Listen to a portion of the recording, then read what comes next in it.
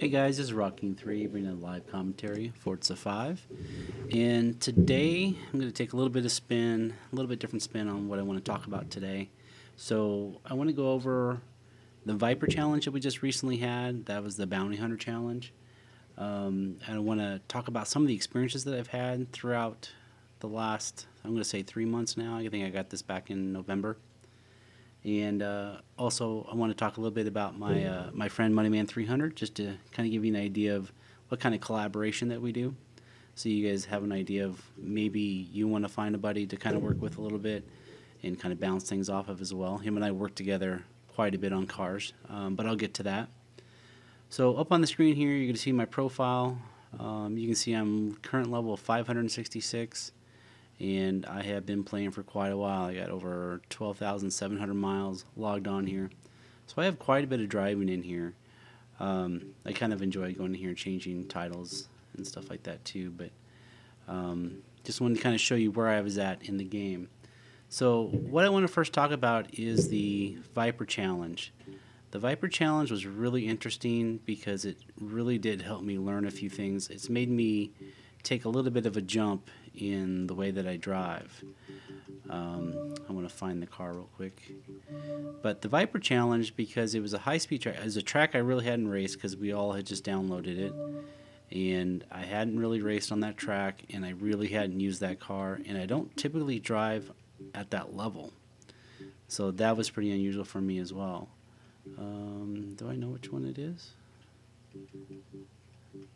Pretty sure I bought it so I could take a look at it. I don't know. Not sure if I changed it out or not. Maybe I'll do a sort here by class, and maybe it'll be in my R. Ah, there we go. I guess it's an SRT, not a Dodge. But the Viper, the challenge really showed me that I need to look at the cars a little bit closer. In my one video, you saw that I looked at the power band on here, and you usually assume that the higher the RPMs, the better off you are. And in a lot of cases, that's true. There are some engines, some configurations, and this one's just stock. And you can see with that torque band that goes down that you don't really want your torque band to go down too much further. That means you're losing acceleration. Horsepower is good, but you really need it coupled with torque as well. So what I learned about that challenge was I really need to look at my cars a little bit closer to really find out what its strengths are. And for me, that was really key to be able to get a good time and actually win that Corvette that some of us got. And by the way, I was a little disappointed with the graphics on that, but that's no here nor there. I do like the Corvette though. So I did that first, and I shared that with you guys, and I shared the shifting pattern and stuff like that.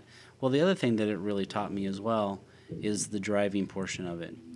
I was pushing the car really, really hard for a really long time. And I tried it with traction control, and I tried it without traction control. When I ran it without traction control, I really found that I was losing the back end on a lot of corners. When I put the traction control on, I had a little bit more control, but I was still losing a lot of speed because the traction control was turning on so many times.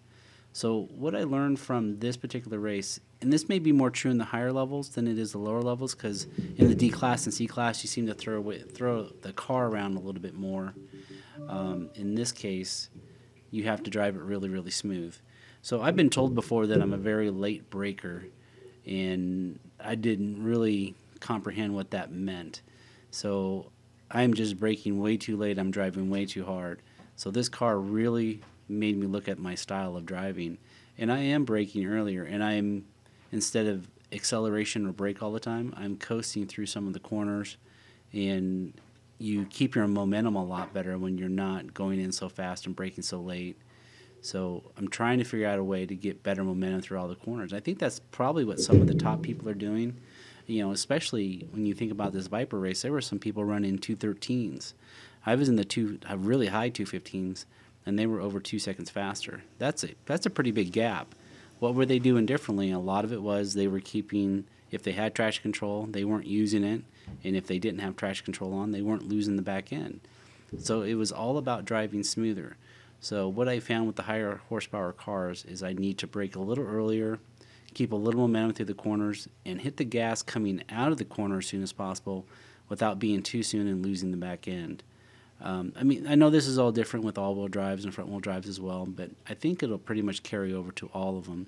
And depending on where you need to brake and how much momentum you can carry probably depends on the car as well. So I wanted to go through that part a little bit. I want to talk about the things that I've learned as well.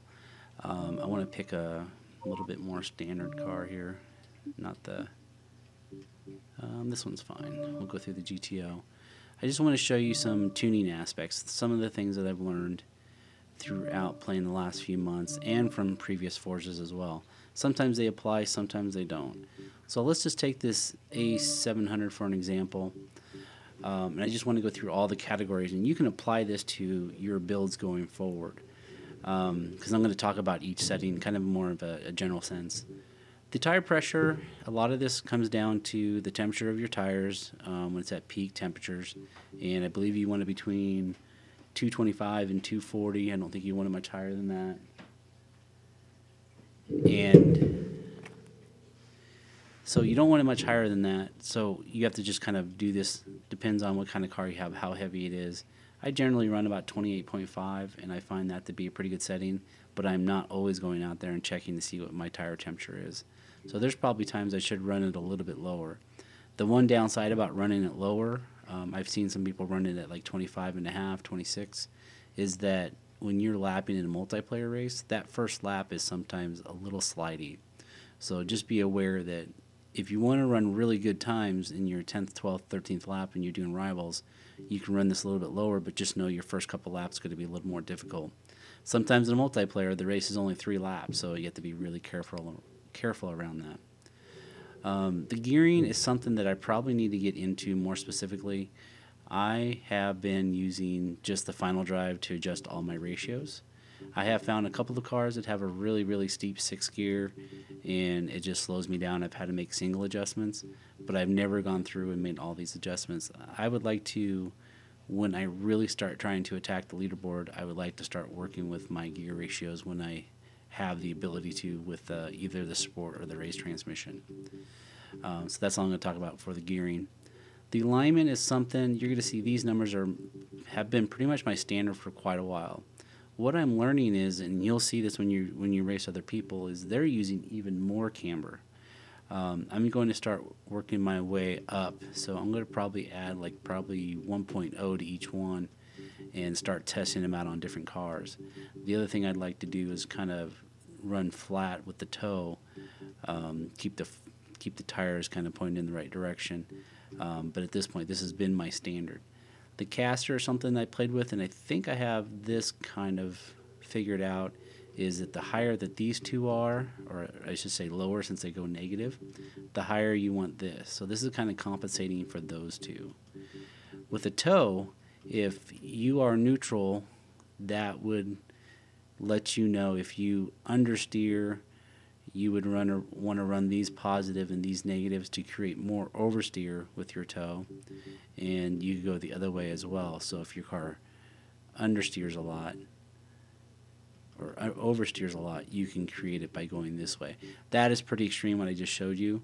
I wouldn't go that extreme. I would use smaller amounts at this point. A lot of times I'll run something like that, or I might run something like that to create oversteer. But generally I'm pretty even right now. The roll bars are a really good way to help reduce oversteer or increase it, or whichever way you want to look at it. You can run this in the middle. Yeah. All right, sorry about that, guys. Had a little interruption there. I'm going to splice these two together. But with the anti-roll bars, the way I want to talk about it is, if this is a really good way to make your car neutral with the roll bars. And if your car oversteers, you can go this way with the top. You can go this way with the bottom. This is called an understeer setup. If I go the opposite direction, this would be called an oversteer setup. And you can start in the middle and work your way both ways if you want. What I would consider doing is, if you have your car kind of set up the way you want it, start messing with these one at a time, because I'm going to roll into springs and they'll be related to that as well. So let's go over to the springs. So this is going to be something very similar as well.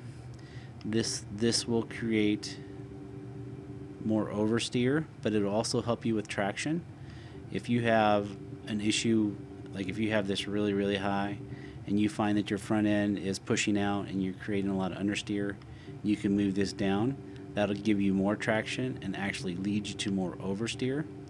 So again, this one in the middle, and sometimes I set this up that way. I do the roll bars and I do the springs and I put them right in the middle, and then I start working with them together. So this would be an oversteer setup, hopefully with plenty of traction. And then if you went the other direction, this would be to create understeer, if that makes sense. Ride height is not something that's super important. I generally just keep the ride height at the same level. I don't usually stagger it like that or anything. It just depends on the track. Sometimes you have to raise it, sometimes you have to lower it. Some cars start really low and you have to raise it, and vice versa. So just keep that in mind when you're thinking about the ride height. Rebound stiffness has been something that doesn't seem to greatly help or hurt me. So what I generally do is I have been starting at about 9 and 6, and then this is one of the last things that I will change. I will work on this at probably towards the end, and this will help fine tune anything. I usually start right about there, 9, 6, 3, and 2, and then I just work from there. If I find that I need to have a little bit less bounce in the back, or need a little bit more traction, or make the car a little less skittish, I will move those around. Not usually a big deal, but it does help you fine tune, and it will help you in the long run. But really, the anti-roll bars and the springs are really the key to how your car completely reacts with understeer and oversteer. This is going to be more of how it handles the bumps and how much traction you can get. So play with this last, but maybe get a good starting point that's comfortable for you. Not much to talk about the aero. I generally run no aero in the lower classes, and then I run full aero anywhere between A and B, depending on the car, if it's all-wheel drive, rear-wheel drive, those type of things. My braking force, my starting point is always 53% and 140. This is one of those unusual cars. Muscle cars generally are 53 and 140 for me. But if I lock them up, I will move this up and down the dial. I generally move up before I move back down. But sometimes you just have to find that right braking balance for that. Differential, this one can be kind of tricky. Usually the high horsepower cars, I move these down. Usually the low horsepower cars, I move them up. I generally don't go over 60% on the acceleration, so just keep that in mind, adjust it as you need to. And the deceleration, this is definitely, your car coasts really, really well through there, and this way your car slows down a lot faster. If your car slows down too fast and you lose the back end, I would move them down. If you're on a track, for an example, I used this high number on the oval because I didn't want to hit the brakes, but I did want to coast through the corner and have it slow down a little bit without me touching the brakes. When I hit the brakes, it kind of squirmed around a little bit, but when I did a really high deceleration and I let off the gas, it slowed down a lot better. So it's very, circumstance sensitive. You have to just make sure you're using it when you want to use it. Generally start about 40 and 10 and work my way from there. But again, lower horsepower cars, I can run higher. Higher horsepower cars, I generally run lower. So one advantage that I do have is I have a friend named Moneyman300, and I will link his channel below as well. We'll go ahead and cancel that. And Moneyman and I have worked through several classes. We've gone through the D class, the C class, and the B class. And we have built many, many cars together. So if we had 10 cars, he would build 5, I would build 5, and we would try to get him really good on the tracks. And then we would share tunes. So he would use his YouTube channel to share those 5 because they were his unique, and then I would share my 5 because I had built them and they were unique to me. But we would share the cars across each other. And You learn a lot from tuning a car and sending it to somebody and have them try it out, and they go, "Wow, this is really good," or "Wow, this is no good at all." You get a lot of feedback. Always have someone else drive your car just to kind of get some feedback from that. Moneyman 300 and I both do a lot of research, and we follow other people's posts, and we try to incorporate some of the ideas, or we try to understand why they do something so extreme or not extreme at all. So we bounce that off each other as well. We talk probably every other day at the very least, and we do talk about cars and Forza a little bit.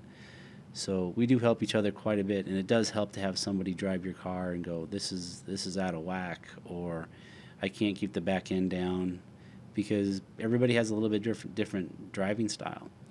So it just really, really helps to make a really good, well-rounded, possibly leaderboard car.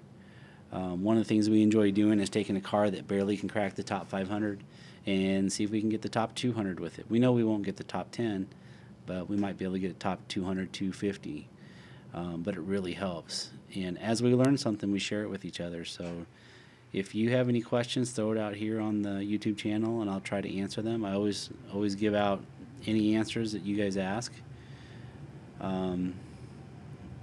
So I would say find a friend, find a good buddy, share the tunes, talk to them about how you tune, how they tune, and try to merge the two together. We've become much better tuners over the last 3 months. We didn't know what we were doing at all at the beginning, other than a little bit of history of Forza.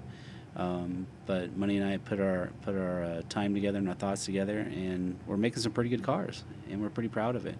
If you go back to our early tunes, our cars early weren't very good, but they are getting better, and we do hit the leaderboard from time to time. So thanks a lot for listening, guys. I hope this helps a little bit. This isn't really a noob guide to tuning, but I hope it really does help you guys that are really trying to kind of grasp how to make changes and how to tune. If you have any questions, let me know. Talk to you later. See you in the next one.